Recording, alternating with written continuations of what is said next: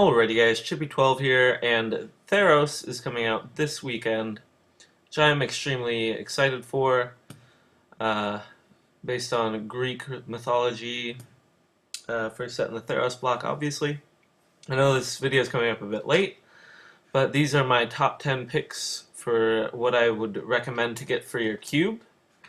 This is based on a powered, unpowered cube, nothing popper or anything like that.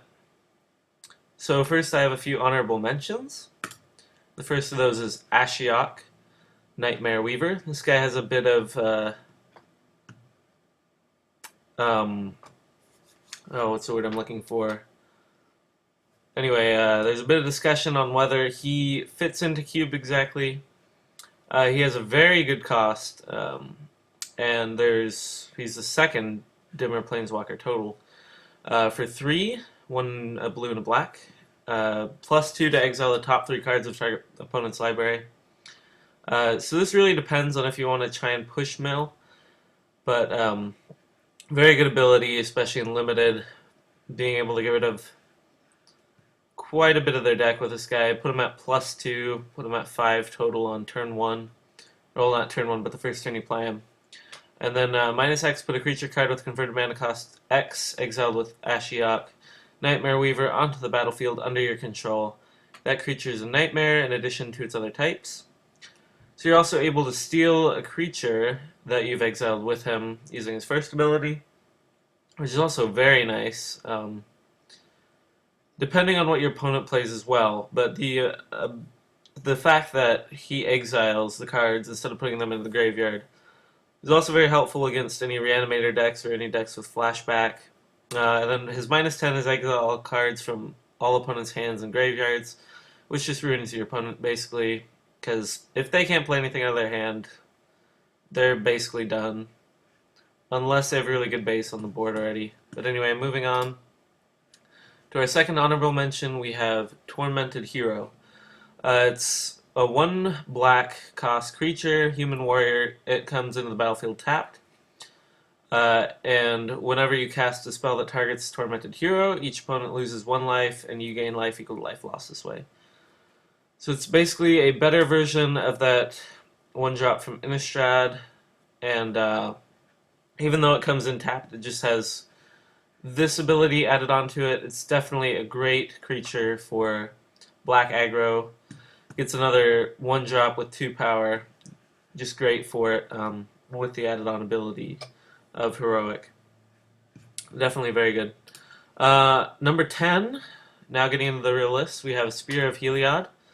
1 and 2 white for legendary enchantment artifact. Creatures you control get +1/+1, and you can pay 1 and 2 white to tap and destroy target creature that dealt damage to you this turn. So it's a glorious anthem with an added benefit, which is that you can destroy a creature that dealt damage to you this turn for pretty nice cost.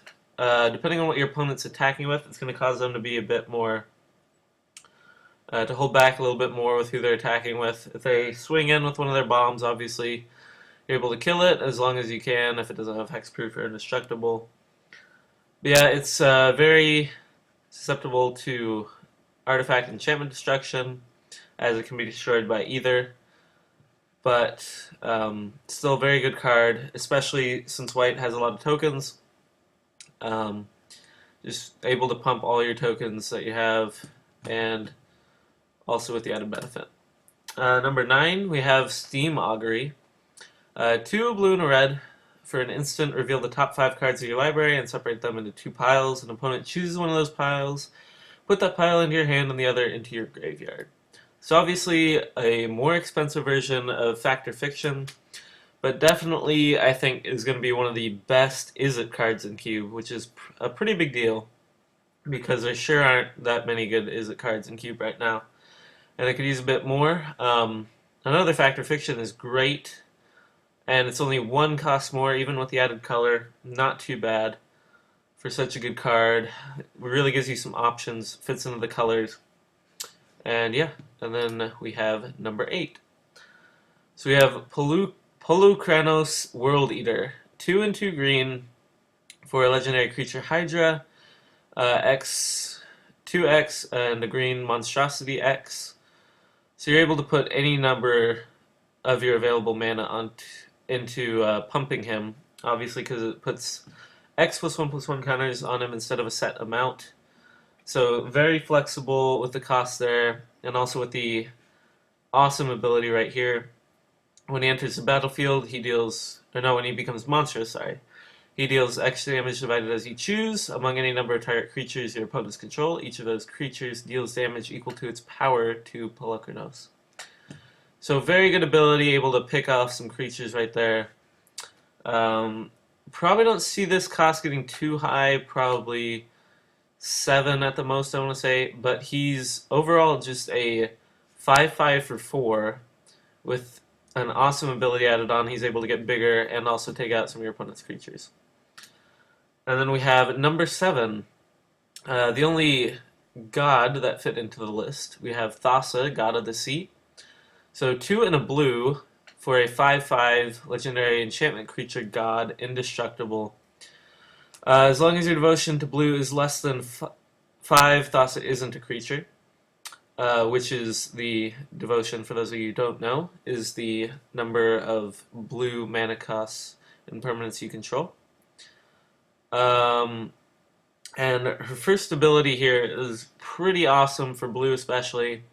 You're able to scry during the beginning of your upkeep, scry 1.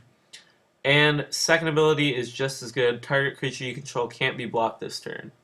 Which is very good, especially if you can get her into that 5/5 creature if your devotion to blue is enough, which can be a little difficult because blue is, of course, a lot of instants and sorceries, so not as many permanents out.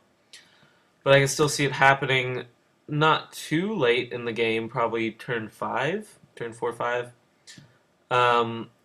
First ability is great, just for setting up your deck however you want to. And then second ability, obviously, make any creature you want unblockable. Put it on one of your huge guys, he just gets through automatically. And herself, she's an indestructible 5/5, so you can also make her unblockable, which is awesome. Number 6, we have Elspeth, Sun's Champion. So 4 and 2 white for Planeswalker, Elspeth.